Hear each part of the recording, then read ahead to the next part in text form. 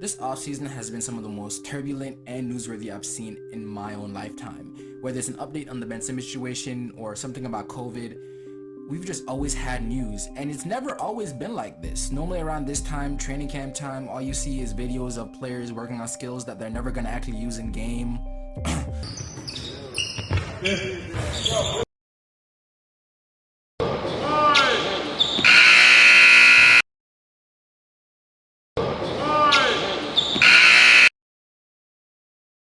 Or just people on NBA Twitter talking about which team is better.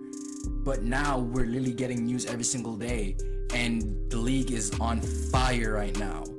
So let's get into this. But before we get started, hi, my name's B. I make basketball videos here on YouTube, as you can see if you scroll through the 40 plus I have on this channel. And if you guys enjoy that, I would love if you guys would stay and hit that subscribe button. It really lets me know what you guys like and what you guys love to see from me. It takes 2 seconds, and I would love to have you guys back here.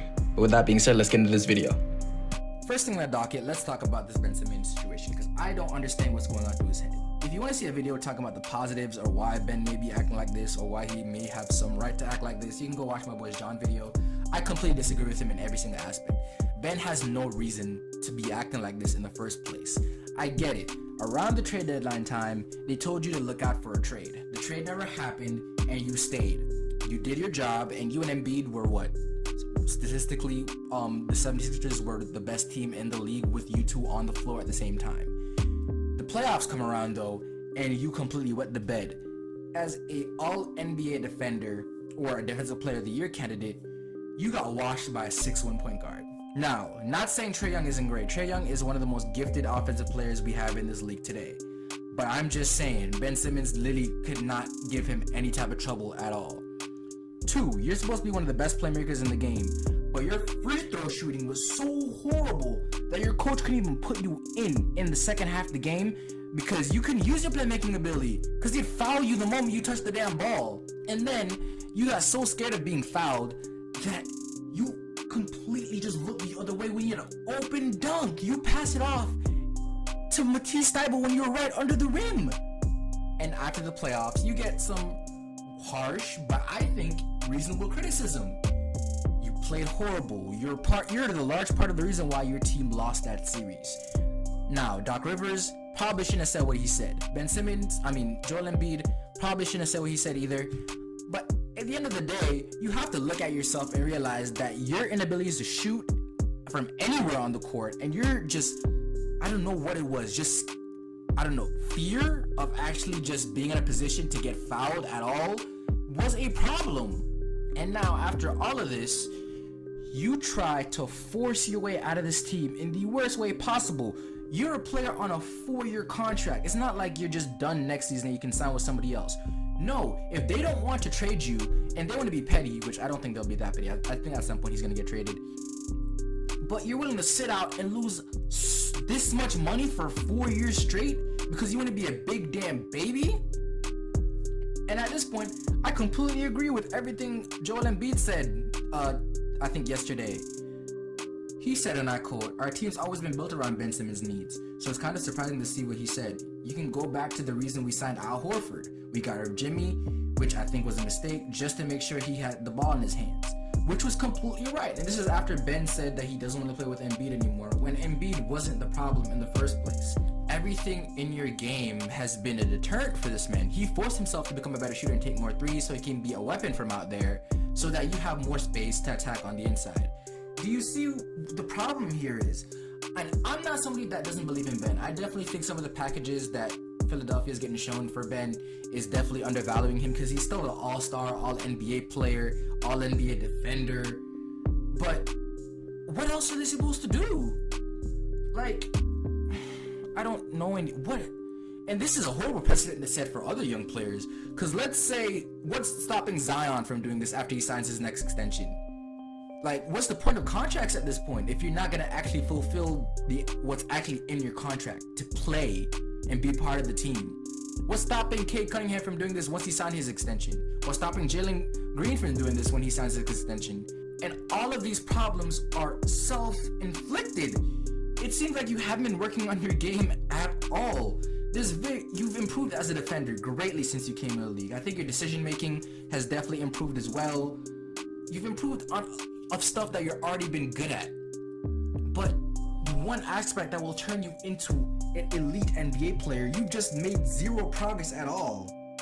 And I don't understand why. And the worst part about this is, I'm pretty sure once he gets to a new team, we're gonna see a whole new Ben Simmons. We're gonna see a whole new Ben Simmons, which is, I think, a disservice to the 76ers because they've been asking him to do this his entire time, then he just hasn't been doing it.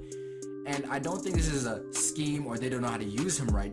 They've been asking him to do this. He just, I guess, decides not to. Overall, he's being a big baby. 76ers are gonna get extremely undervalued once they do have to finally trade him. And he's setting a horrible precedent for actual future NBA players because at this point, there's no point in signing a contract anymore if you can just force your way out of any team if you just don't like something that happened there.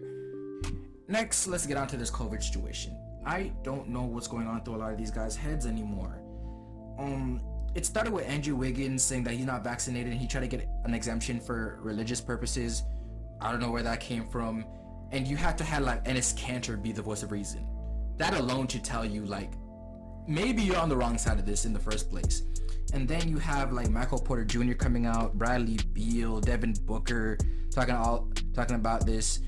And you have this interview that Draymond Green the other day on, I think after training camp or like his media day or something, which it's not smart. It's not. It's very articulate in the way he says things, but none of it makes sense.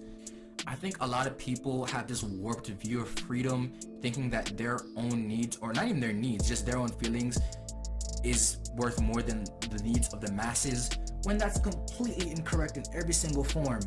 This vaccine isn't just for you. It's about protecting everybody else. One, I think I saw Jonathan Isaac saying that since he had COVID already, he has, I guess, a natural immunity, so he doesn't want to take the vaccine.